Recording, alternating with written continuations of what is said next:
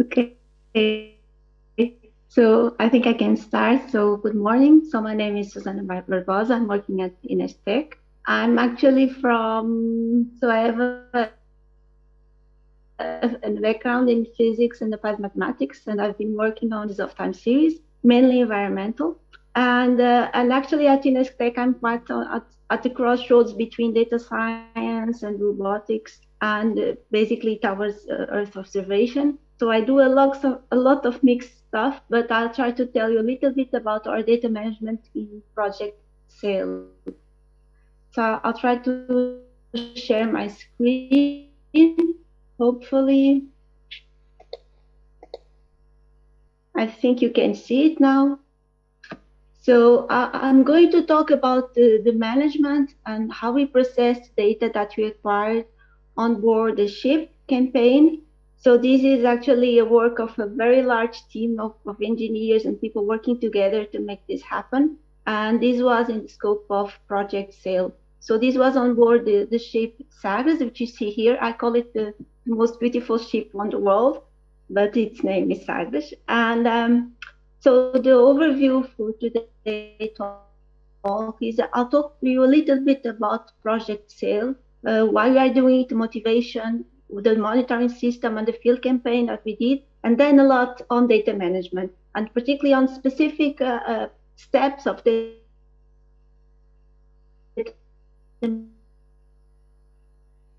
management, the data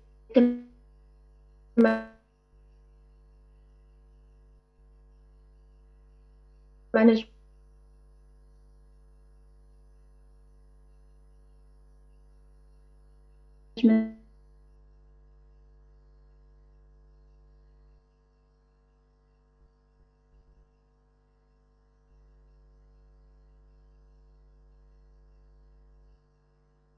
plan, what we did in terms of data organization, and I think it's projects and of climate in particular.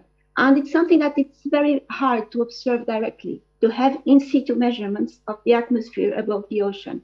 It's not something that we can do easily. So most of the information that we have from the marine boundary layer actually comes from satellite data, which is very useful, but is still too coarse and actually not exactly what we need to study in the detailed marine boundary layer. So we do actually have here still a big problem in terms of observing the atmosphere above the ocean. And it's something that is highly relevant for climate, again, because most of the Earth's surface is ocean. So if we want to understand the Earth system and the Earth's climate, we need to understand very well all the processes that happen on the marine boundary layer. So it's one of the reasons why it's so important is that it's where we have most of the heat and moisture fluxes.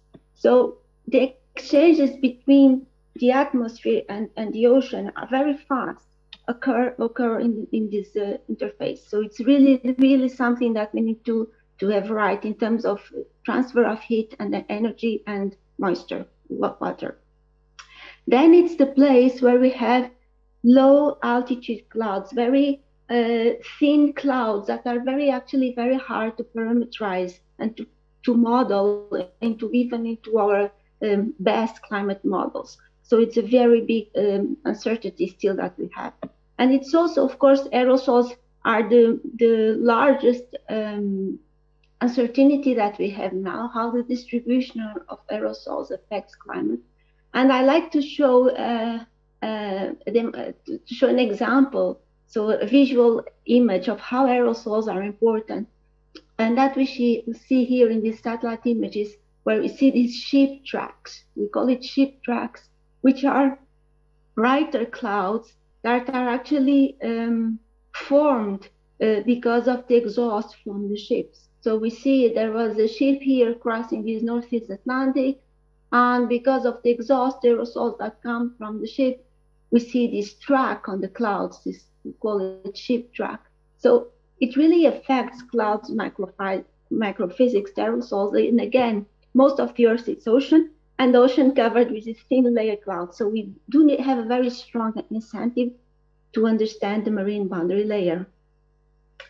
And we decided actually to focus on Project SAIL on the atmospheric electric field, which is something that it's really not that common as a focus. And of course, we are all acquainted with electric field when we have lightning, but there's always a charge and there's always an electric field even in fair weather. So this is a global parameter of the Earth system, although we very often don't think about it unless we have lightning, and then it becomes very obvious. But we decided in this case for SAIL to focus on the marine boundary layer and on the electric field. And I'm going to tell you why, because it could be just a scientific motivation, but it actually came from a very practical motivation. So we had the opportunity in 2020, 2019, we had the opportunity of making something on a ship. And this came because the Portuguese government wanted to celebrate the 500 years of the first circumnavigation of the Portuguese. So he wanted to do it again, a circumnavigation in 2020. And it was to be used for that. So it's a school ship, so it's where the Navy officers are trained. And this is it also serves as an embassy, Portuguese embassy. And the Portuguese government wanted to celebrate the circumnavigation. There's also some rivalry with Spain, to celebrate the circumnavigation, doing it again. And this was the planned idea, so that you'd go from Lisbon, South America, then to Indian Ocean, and then to go to the Pacific and North Atlantic again. So, and then it came we were discussing actually, well, what should we do? Or should we use this opportunity to do some scientific project on the ship? And the most obvious thing would be to measure something on the ocean because it's a ship. But I immediately came across, this idea of marine boundary layer and electric field, because the electric field has a very close relationship to ships. It was actually discovered, in a sense, the global nature of the electric field was discovered due to a ship campaign, which is very famous Carnegie expeditions. So there were several ones from 1909 to 1929. So this is a photo of the Carnegie ship. It was a wooden ship. It was designed for magnetic measurements. And so when I was just looking to this image I had in my mind of Sagres, I immediately made a connection to the Carnegie. So I said immediately, we should measure the electric field. What did the Carnegie did was to measure the electric field all over the globe during his different campaigns. It was not the focus, the expeditions. The focus was the magnetic field. It has a lot of a pioneering multiparametric approach, but still the focus was on magnetics. But he also measured the electric field. And when they measured the electric field, they noticed something that was surprising, which was the electric field at the maximum at the same time of the day, wherever the place, which is kind of strange for a geophysical variable, right? So we expect temperature to be maximum at the local noon. And the local noon, it's not the same if you are in the Indian Ocean or the Atlantic or the Pacific.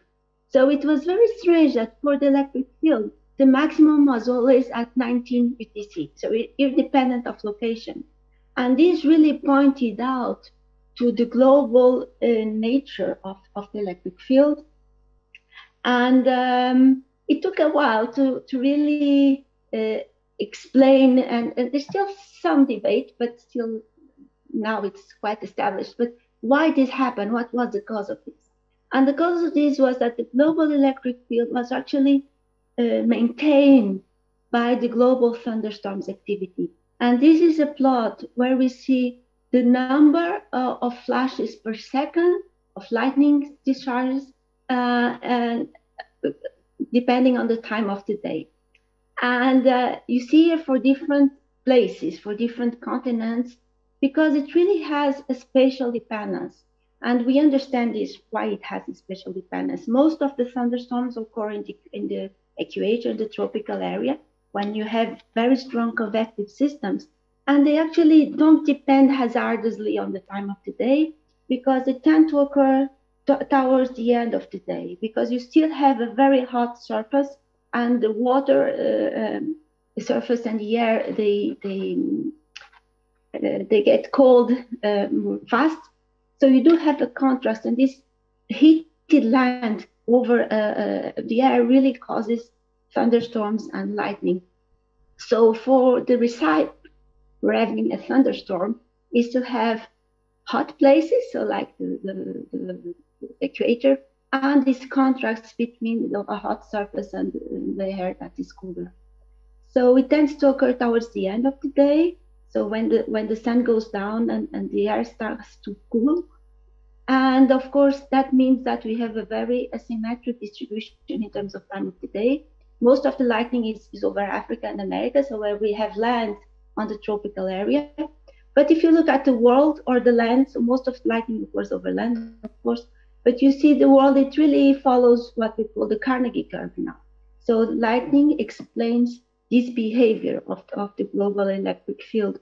And the data from the Carnegie are of such a quality, and they were so well managed, let us say in modern terms, that we still use them today. So even modern papers, 2021 papers, will say our measurements follow the Carnegie curve or don't follow the Carnegie curve or are similar to the Carnegie. The ship really made a big, made a mark in science. So that's actually what prompted me to say that we should measure the electric field as such.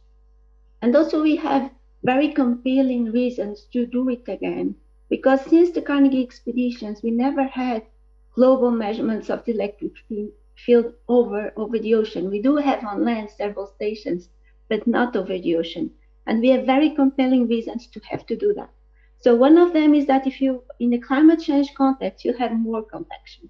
So you have more energy on the planet, you have more convection, more thunderstorms, and eventually more lightning. This is not fully established in climate models because the devil is in the details. Convection is a complex thing, but it's kind of a very clear that if you have changes in the climate system, you have changes in the electrical properties of the atmosphere. And the other very compelling reason is that we have a planet which has more aerosols, different levels of aerosols, non-natural aerosols. And therefore, if you have aerosols really control the electric conductivity of the atmosphere. So we also will have changes in the global electric circuit. And so this was the motivation that we wanted to make a campaign on this ship, on this Navy ship, that should do a circumnavigation and that will measure the global electric field. And actually, the electric field is does not only reflect what happens on the Earth in terms of thunderstorms, it actually reflects all the interactions between space and Earth. Because what maintains the ionosphere charge, actually, the particles come from the sun. So we have solar energetic particles that really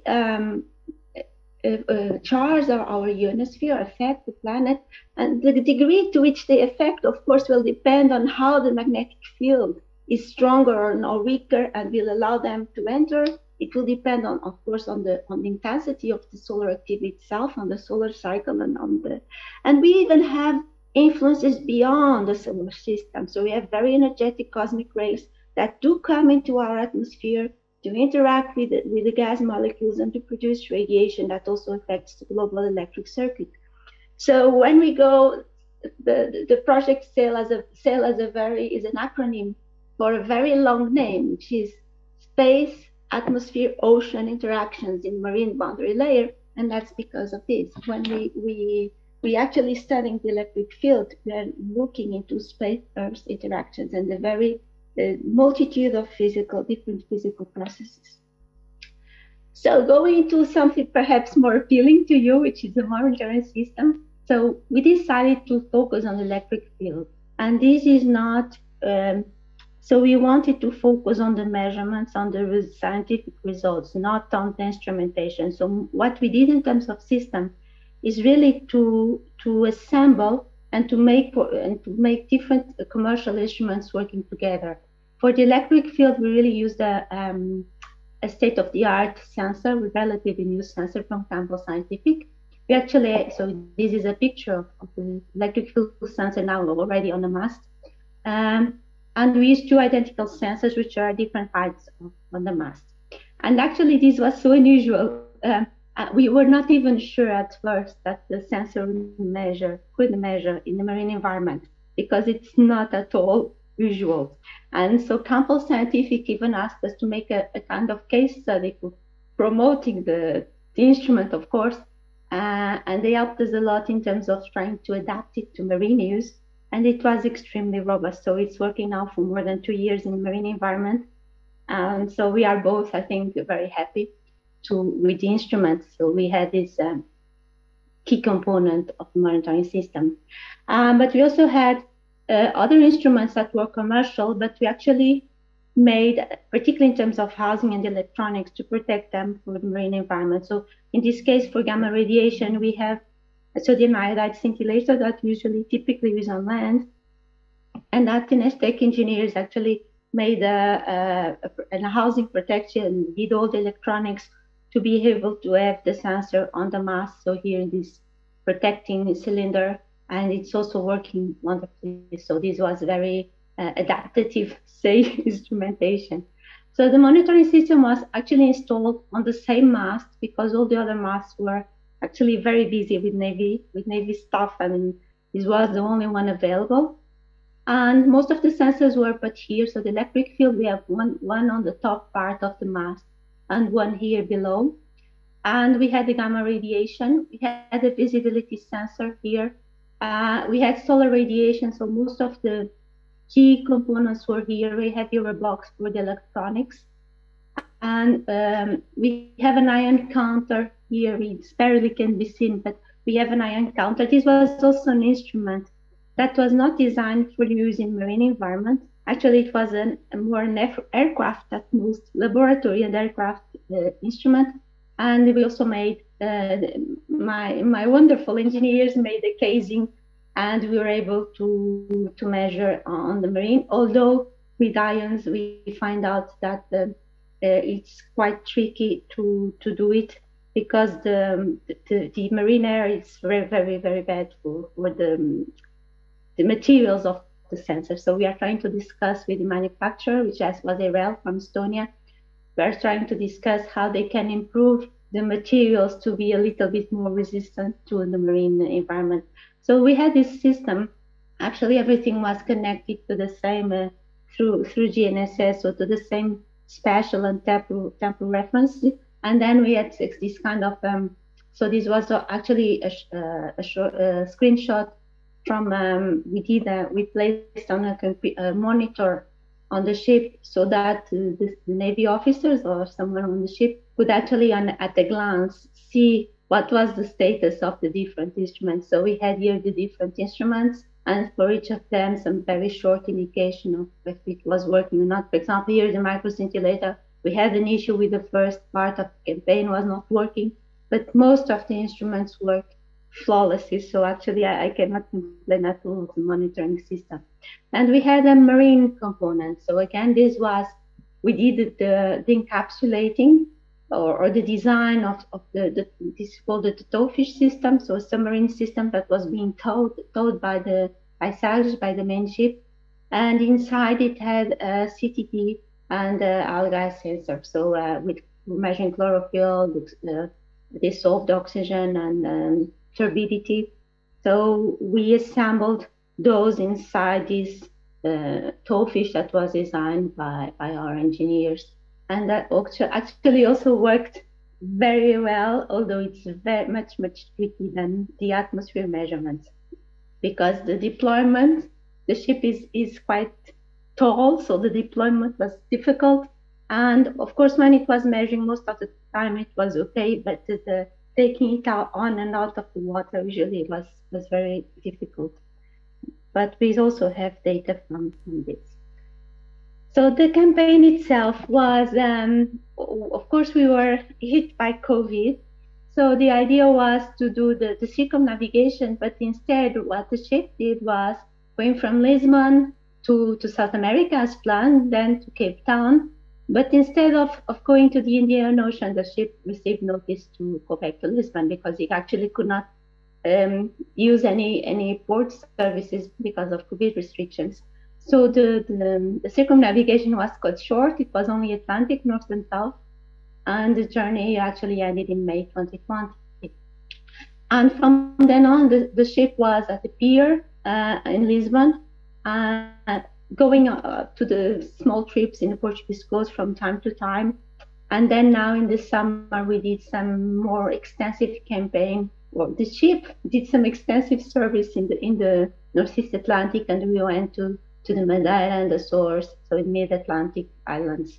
So this has a kind of opportunity campaign again, because the ship has its own, it's a Navy ship, it has its own schedule and mission, but we just had instruments working autonomously on board and collecting the data, and they continue to collect the data throughout. So whenever the ship was going out or was at the pier, we still collect the data.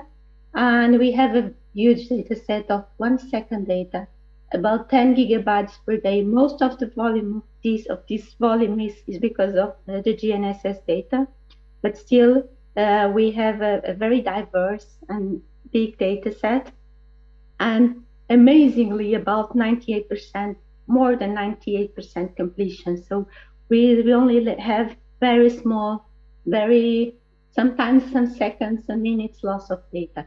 So we have a problem with the computer, onboard computer, and we lost 2 days of data. But still, it was an amazing, for me, experience. So the instrumentation, the monitoring itself was data collection was extremely easy, seemed easy, because the engineers really did a good job. So when we go into data management, it should be easier, or at least, but it was not so. Of course, we all know the importance of data measurement, but I would say that it's easier said than done. Well, so when we really put your hands on it, it really requires a lot of practice, and it's not that obvious as it might seem. So from the beginning, the project was conceived as an open science project. So from the beginning, we wanted to make a data set that would follow best practices and that would be useful to a wider scientific community, not only to geophysics or ocean, whatever. But it's it's been quite a challenging route. So starting with the data management plan. So one of the things is what I call the right why. Most of the times we do the DMP because some funding agency or someone is asking for it. And typically those DMPs are very boring. They're very big documents, boring, and don't say really anything in terms of the detail of the data itself. So I I would not say bureaucratic, but almost. And from the start, I wanted the DMP to be something as a research tool. It had to be, we don't have to send it to any funding agency or to someone. So I wanted it to be a tool of the project and to be useful for us. So, and this is a kind of the table of contents of our DMP. So we have a very short introduction, and we do detail very carefully this on data, the types of data, and we go to the details in terms of naming of files, size of files, how they are organized. And then a part which is crucial of who is responsible for what and what resources are needed. And this seemed quite straightforward, right? This doesn't seem rocket science. But it was amazing that although from the start the project was designed as open science, when we actually put this into writing, we understood that there were different perspectives, for example, at the researcher institutional level. So a researcher might want to share the data, but institutionally it's not okay. And before it was written, everything was okay. When you had a document, all kinds of complexities became to arise, and also they even wanted some colleagues to send it to the legal department. So it became something like a very big thing. So that was a very sign for me that actually the DMP should be done before the data collection. That's the textbook advice. I didn't follow, we didn't have the time, so we just did the campaign, and the DMP just when the data collection was already going on, and I regret it very deeply. So we should do the data management plan before. And of course, we have the level of detail of DMP is something that we need to take into account that should be useful. One of the things that we decided was how to publish the DMP. We are not, it's not mandatory to publish the DMP, but I think that because we want this to follow best practices and to be transparent and open, we published the DMP on the Zenodo repository. So this, and actually I was very surprised that 150 plus people really care to download our DMP, which was, for me, was really a surprise because this was not a paper, right?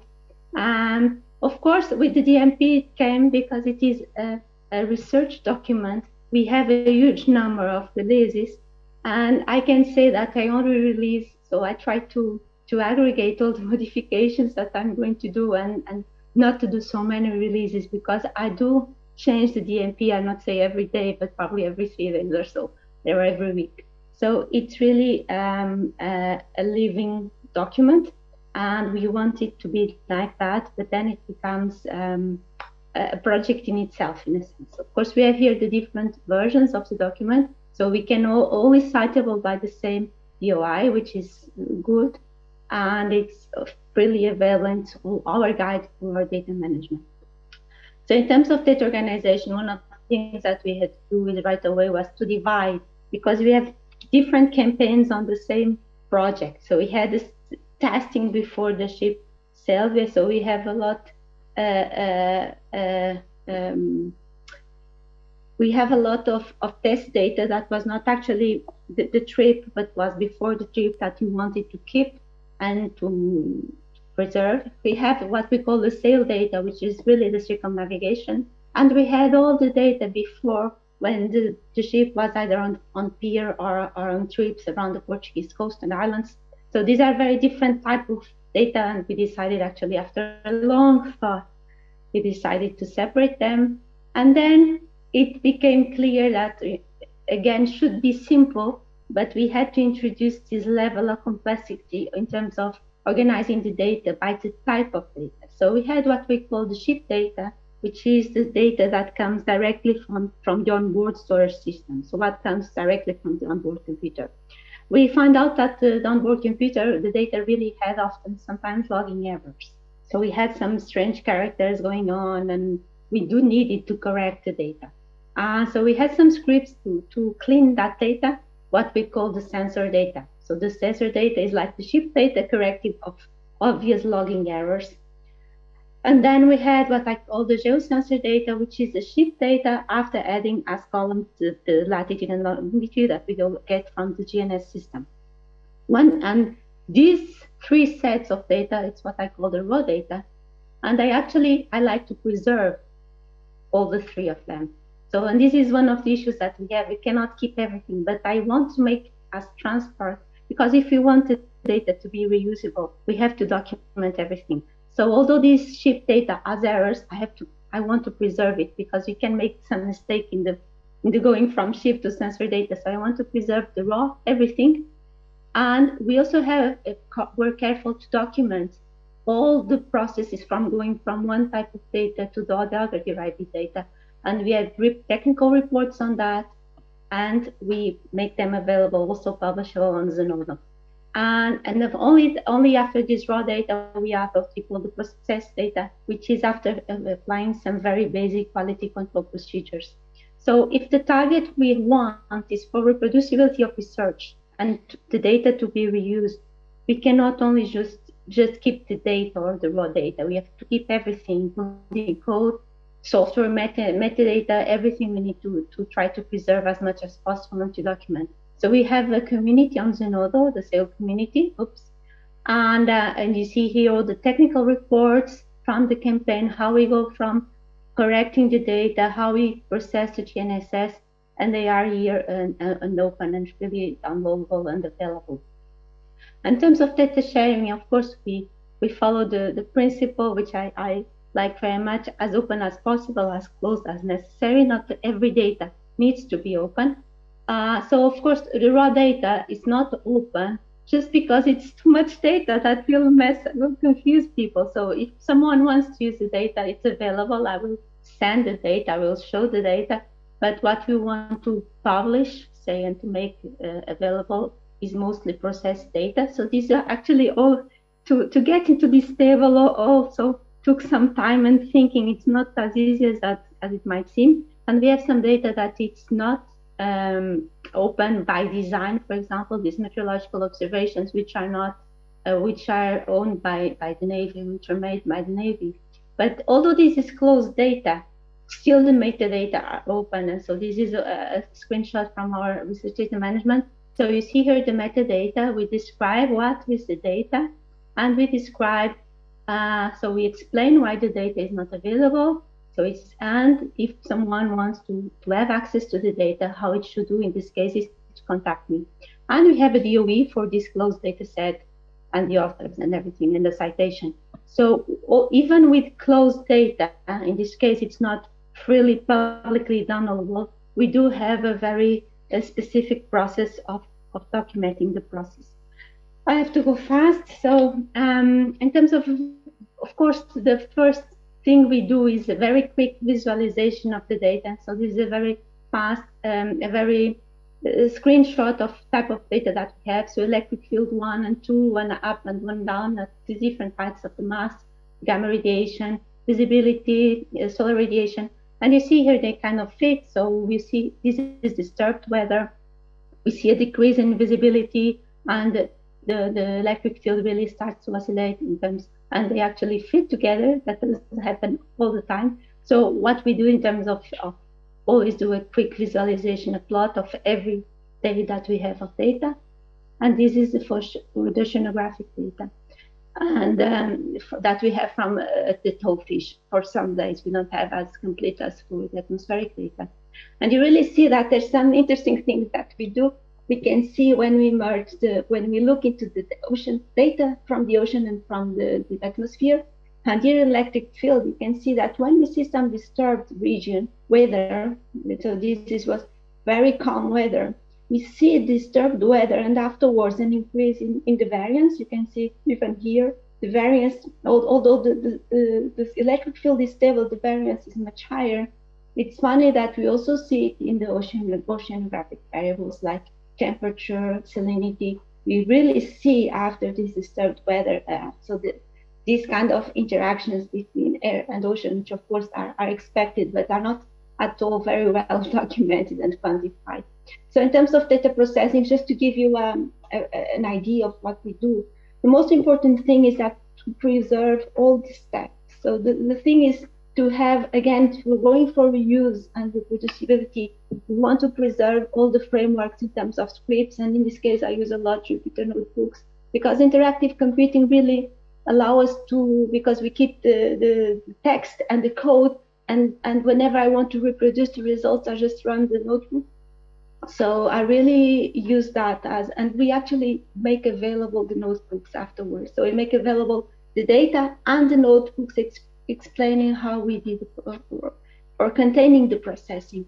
So this is an example for the gamma data. So one important thing is that we always have the data, the date when we did last update of notebook. And we also have the source, the source of the data. So the starting point, again, for it to be reproducible. So this is the idea, is to enter pork and get the sausage afterwards. So then we have the documented the procedures for doing the processing. One important thing is that here we have a script which is done in shell. It's not in this R interactive computing framework, but we still have a link in Markdown, so we can really click, and then we get the corresponding script. Again, the target is to document the whole process, because although it's very obvious for me now, I guarantee you that in some months it won't be obvious at all. And for example, in terms of the gamma data, one of the things is that we average 1 second data into 1 minute data. This is the example of the 1 second data, and then the 1 minute data, which is our basis for analysis.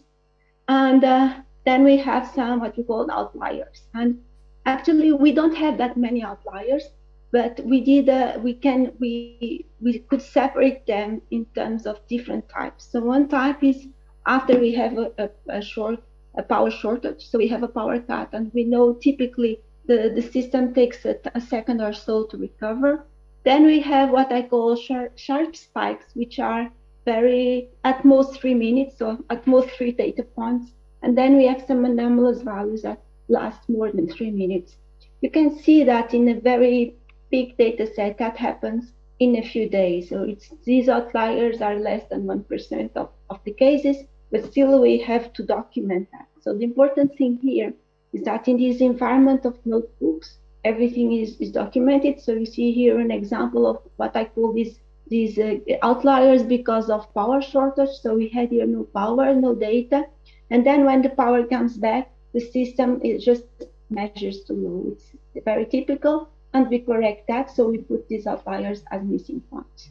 But again, we document, we don't trash anything. Everything gets documented and preserved in these notebooks, and everyone can go back to the raw data if necessary. So this is an example of a sharp peak. We don't know either, for which I don't have a reason.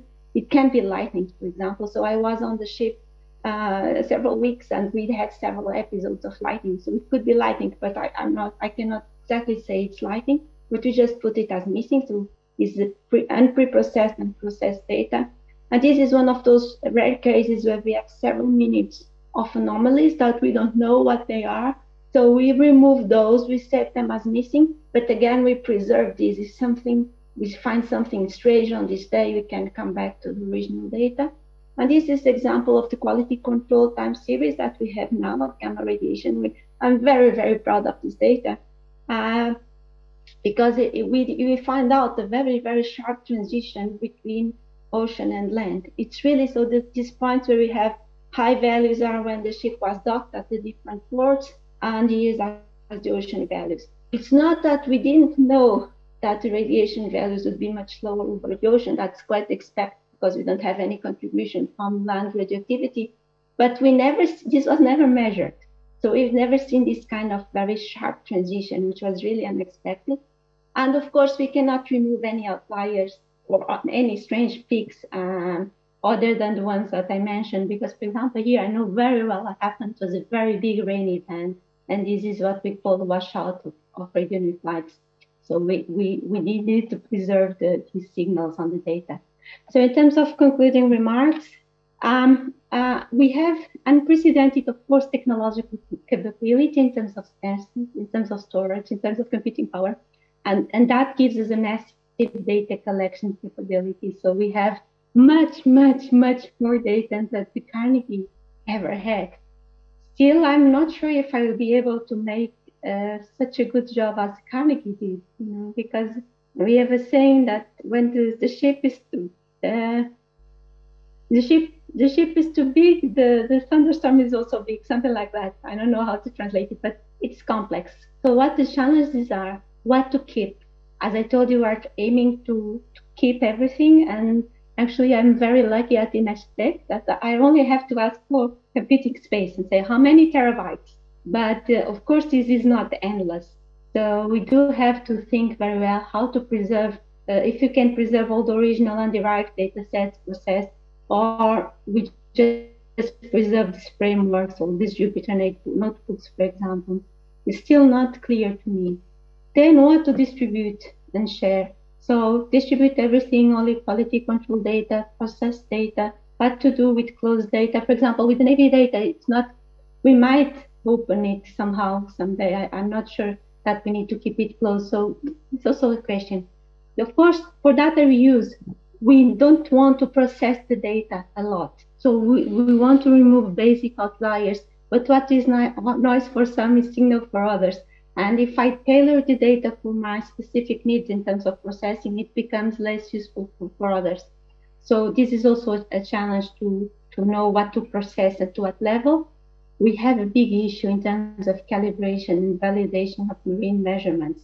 So we are in a state that with these ship measurements have data that is typically not available. So atmospheric data over the ocean. But then my colleagues will say, temperature is measured at 2 meters from the ground. And what is that on a ship? The electric field is measured typically at 2 meters from the ground on a flat surface. So I'm measuring it on a ship. And nobody tells me that it's not useful. On the contrary, it's very useful. It's very important. But then how do we, so it's a problem of standardization, how we do compare these data with the land measurements. And how can we, for example, use them to assess satellite data, to validate data? So there's some tricky issues here. And the other is the meaning. So what's the meaning of data on a ship that is moving and has plume exhaust from the engine. And we have to think on all of these in terms of marine ship data, which we don't have to think when we're measuring on land. And the last thing was that the target for us is to do reproducible research and to have the data reused and uptake by different communities. And that is actually, I would say, as much work or even more work than just data collection. Is quite challenging and it requires resources. So it requires work and time. Carnegie data were published in 1946, so about more than 20 years after the measurements were done. And of course, here we cannot take that long, but I understand that it will take some time to have it done. And I think that was all. Thank you. I hope you are still listening.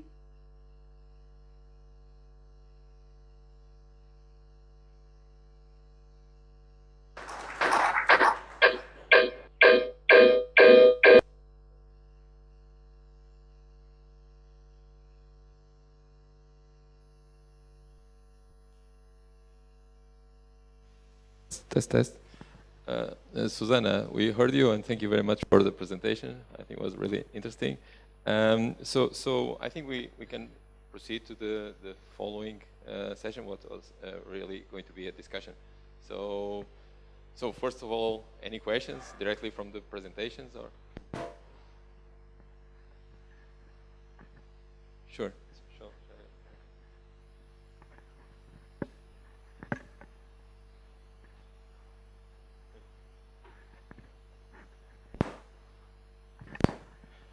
Hello, Professor BARBOSA. Thanks for the presentation. It's pretty interesting. I'm a PhD student at the statistics department. Normally, I handle some data also. During the presentation, I noticed there was one slide showing this gamma radiation. And I'm not sure if, because I'm curious about if you have ever encountered one case where you have this sensor damage, how do you assert that this like sudden change is caused from the gamma distribution, or it's caused from the sensor damage, or caused from other reasons? That's one. The first question.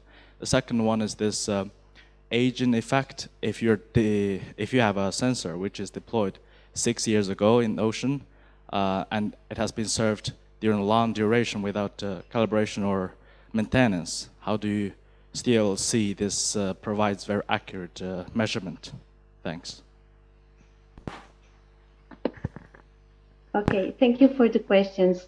In terms of I'm not sure if I understood exactly the first question, but in terms of the gamma measurements, we just see what we call outlying values by comparison with nearby measurements. So that's the only criterion. But this has to be what I call really outstanding outliers. Very different values and very short-lived. So it's just a kind of one value out. And so that's the only criteria, if you want, is a statistical one. But we don't apply it blindly. I could apply some kind of filtering and to remove everything above or something, but I don't do it. I actually look into every day and every point. I look into them actually into every day, into a specific day, and that's why I like to use this interactive notebook computing because of that. Because if you just apply a filter and then I want to have a sense of what's going on with the data, but the criterion is that, so comparison with nearby values. And for the second question, which is very interesting and very important, because of course most of the instruments have a lifetime that was, or say we have some estimations of time, maintenance time. So, for example, the electric field, we know that it should be calibrated every 2 years. Gamma radiation is a bit longer. For some instruments, there's no idea at all. And we actually, the way we do it is, the way I do it in the field, not only in marine environment, is we typically see a degradation in the values. And so something going with a trend. Most of the time, so the instrument starts measuring different values. Of course, that's not a very good answer. What we should do is every year to send instruments for calibration, marine and land instruments. But of course, that's not always possible. And most of the time, it's easier to buy an instrument than to have funding for maintaining it. That's also a problem. It's very hard to have funding for maintenance operations. So in the marine environment, I would say what we are trying to do, what we did, for example, is when the ship was on land, we took off the instruments and we make measurements on land with 2 different instruments and compare them. Of course, we also have, for example, for the electric field, the calibration blocks to see how it should measure 0, and we see that it measures less than 1 volt per meter, for example. So we do have ways to try to see if the instrument is working properly. Most of the time is comparison with another one, but I admit that it's far, far from ideal. And I really don't have a good answer. I would say that if you have an instrument that comes that you do, we did, for example, for the ions, a calibration in the lab, and that's when we understood that the instrument was not measuring properly. And then we have a huge problem, which is how to assess the quality of the things that were already measured. So is everything trash? Everything can be still used, and it's very difficult sometimes to do it. But I would say that ideally we should take the instruments out every year and calibrate it in the lab. So that's the safest thing. But when you cannot do that, and most of the time you cannot aim at, I would say that the most important thing I do with all the field campaigns, not only this one, is to really follow the data, because sometimes in some situations we just collect the data, we don't look at it. And if you look at it, say, every week, I have several stations where I receive the data every week. It's most of the time easy to see when something happened, and then we investigate. Did something happen in the system? Did something happen in the station? Someone was messing up with the instrument, and we go like a detective to do that work. I know this is not a very good answer, but I don't have a good answer for the questions. Thank you, Susana. Any more questions?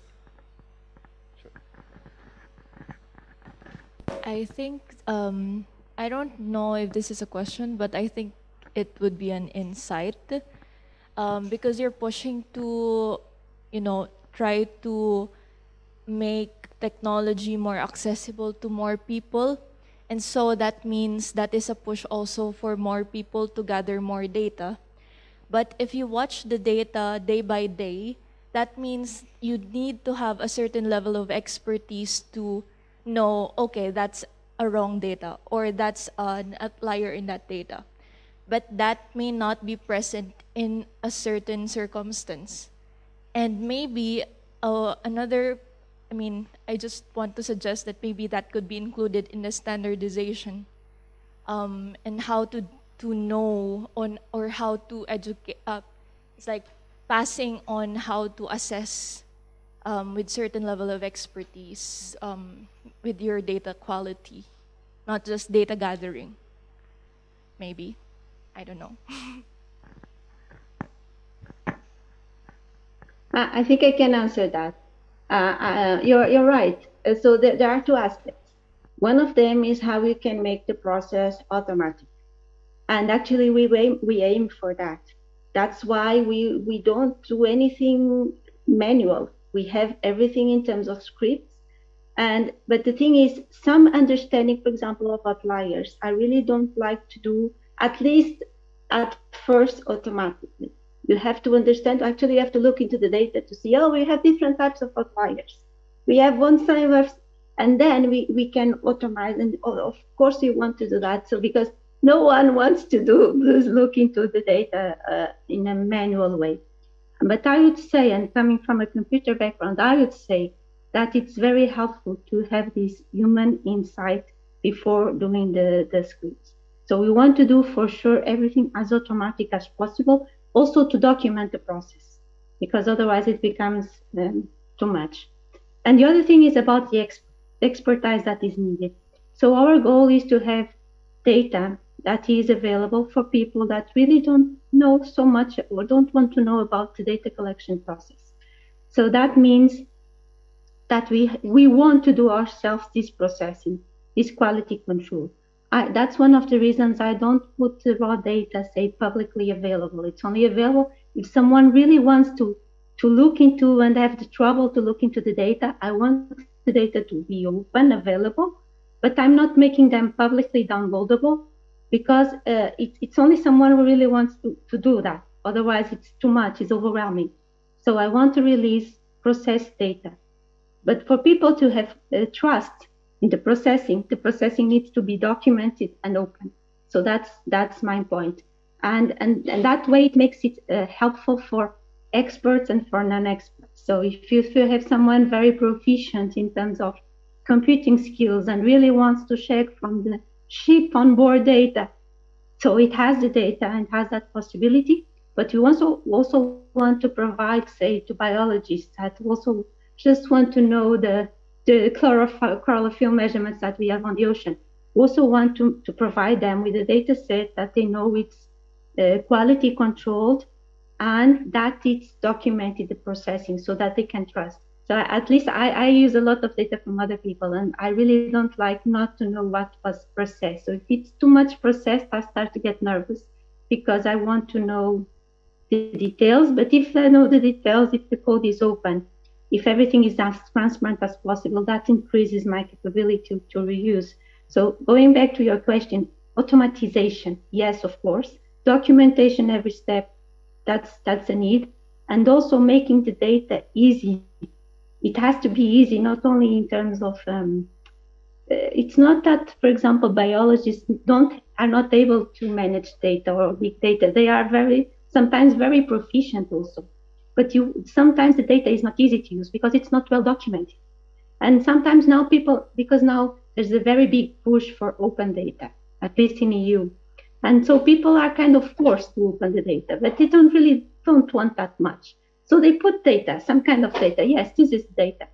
And no one can use it because it's really hard. Sometimes I don't know if it's me, but sometimes I really have problems in using my own data. If I go to data from campaigns 10 years ago, I have some issues sometimes. So I say, well, I didn't document it well enough.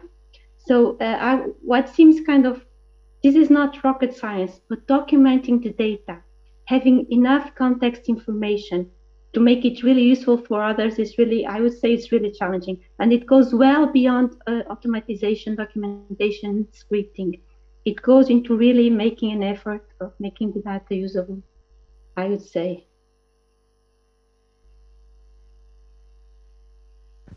Okay, thank you, Susana. One other question? Okay. Thank you. It was really nice presentation. I guess in terms of data quality, I would like you to stick around for 30 more minutes and hear my talk on quality assurance. Would be interesting to see what you think about that, because your data is very diverse in a way. One question is about what do you think are the gaps to make the data accessible and also to compare with other data sets of other people? In this case, it's a kind of special case in the sense that there are not so many data like we have available, or gamma radiation measurements on a ship, or ion counts on a ship, or electric field. So we are really in a situation when we are measuring parameters that are not, it's not usual, or not even usual. It's very, very rare. So we can compare ourselves to the Carnegie, which was 100 years ago. So it's really a different issue. But for example, with the meteorological data, I think that's a very big issue in terms of how to compare and what can we do. So one of the things is that there needs to be a lot of calibration, I think, and validation that it's not actually done. Then to see, I really don't think that the data that have been collected now in ships from the atmosphere are actually used nowadays as much as they should. So there's a lot of work to do in that area, but I think that the motivation is not big and I think it's a problem of domain. People that typically collect data on ships don't look into the atmosphere, and people from the atmosphere don't have patience to deal with data that doesn't seem like their usual station data.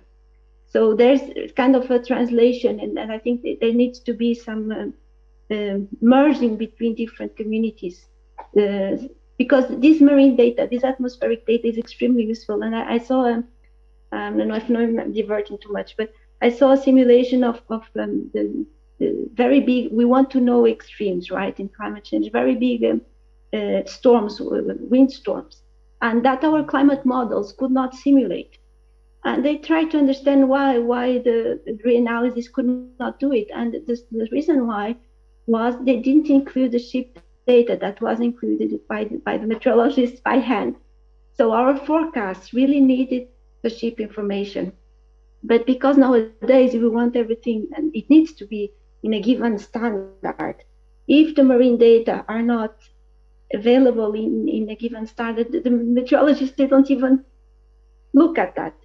So I think there's a lot of work that needs to be done in terms of not exactly standards, because I think we are not still there, but in trying to understand what is the meaning of temperature that is measured on a ship. Because all ships now have on the hulls, they measure water temperature, for example, right? Most of the engines now actually measures temperature of the water on the hull. So what is that? Can we use that? And most of the times the answer we don't know, maybe, or we can translate, have a transfer function between the water, the measurements from the ship, and something that we think is useful from the geophysical point of view. And I think that work has not been done yet.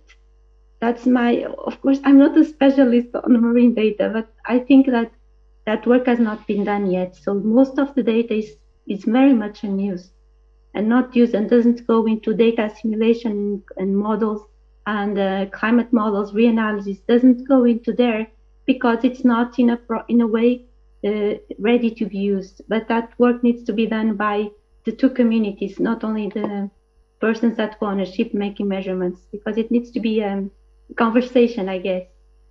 I'm not sure if I'm answering the question.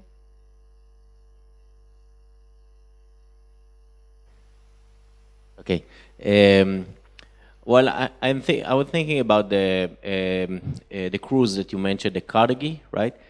Why do people still use that, right? 100 years ago, how come this data is being used, and something that someone did a year ago that may be more fancy and much more complex, I guess, is not being used? What did they do right? What they did, actually, it's a very, very funny thing. One of the things is they don't have that much data. So this is observer data. Most of it's instrument. So it has some instruments that the instruments require an observer.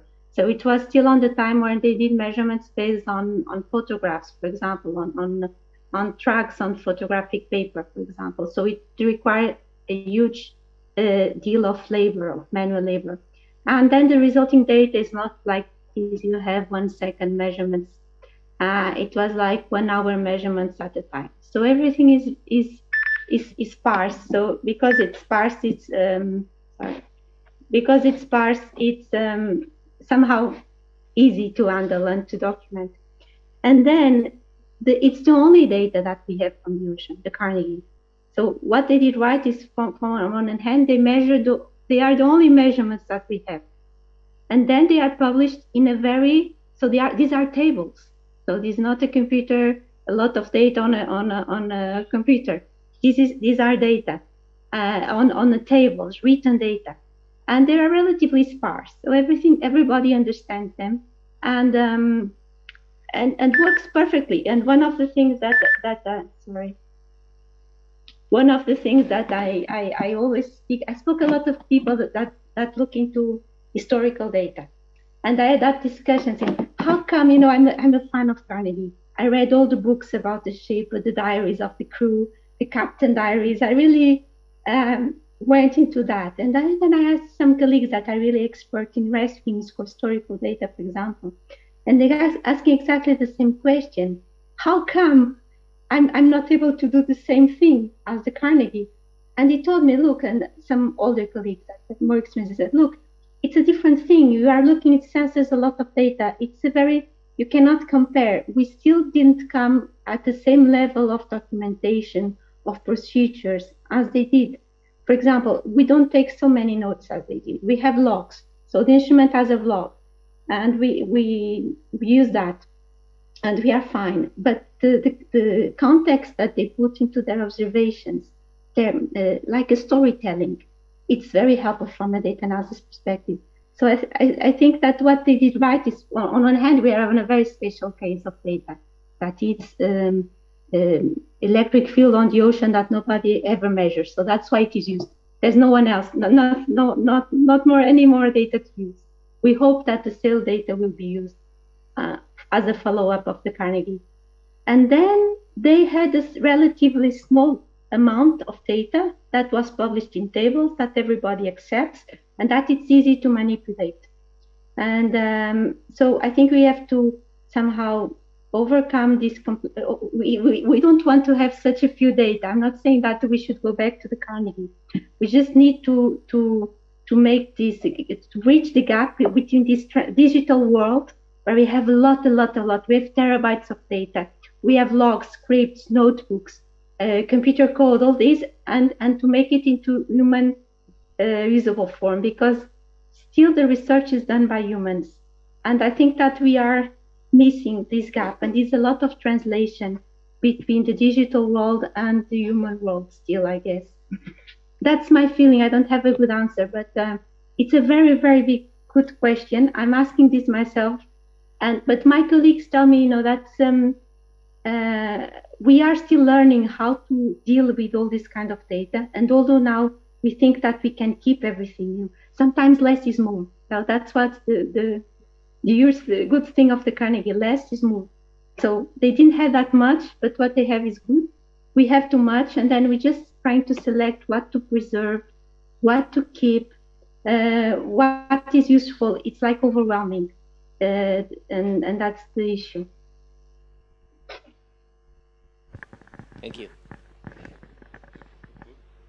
So thank you very much once again, Susana. It was very inspiring, I think. So we are closing the session now. We'll go out for a coffee. You're welcome to join us, Susana. I think you have an opportunity for a coffee over there. So see you soon, and thank you very much once again.